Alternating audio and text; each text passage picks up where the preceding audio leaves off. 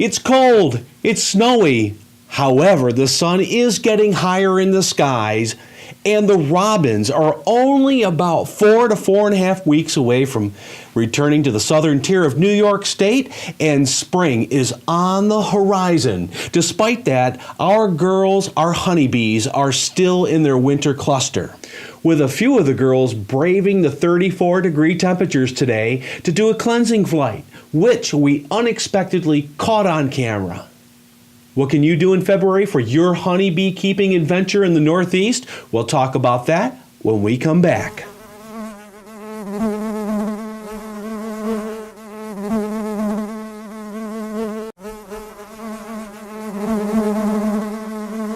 Hey, your backyard beekeeper here with the latest buzz. And thank you for joining us here in Studio Honeybee at honeybeemade.tv and .com.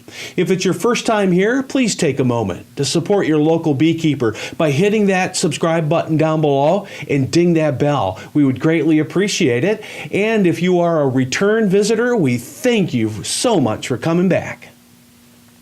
If you are a backyard beekeeper here in the Northeast, there are 3 things that you should be looking at during the month of February. Number 1, you should be inspecting your hive. Number 2, considering any nutritional needs of your colony. And finally, number 3, assess your equipment needs for the springtime. So first, when inspecting your hive, that doesn't mean for you to open that hive up, especially when it's below 50 degrees. You should, however, be doing some visual and audio inspections of your hive. Make sure the bee cover is properly secured. Check for any animal pests such as mice, and remove any ice or snow from blocking the entrance. And don't worry about a few dead bees just outside your hive. They were probably going to die anyway. They probably went out for a cleansing flight and they got a little too cold and went down and died. Don't worry about a few dead bees outside your hive. You can also listen for your bees directly on the upper part of the hive. If you don't hear anything, just give a little tap on the outside of the hive super, and then the bee should respond. Or be like me and use a stethoscope. I'm such a bee geek. Number 2, consider any nutritional needs of your colony. Colonies are at a higher risk of starvation as we move along in winter.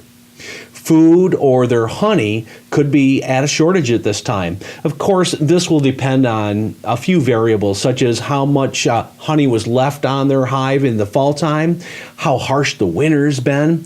So if your hive is feeling kind of light, you're going to want to feed them. You can feed them dry sugar or candy board.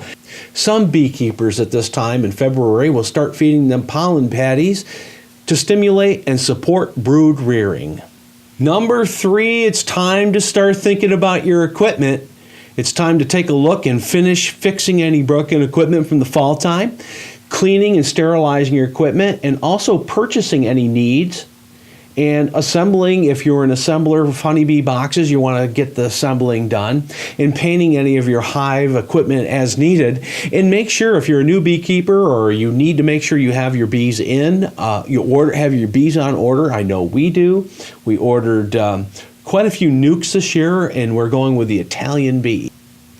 Don't forget to renew your membership in your local beekeeping club and get their meetings on your calendar.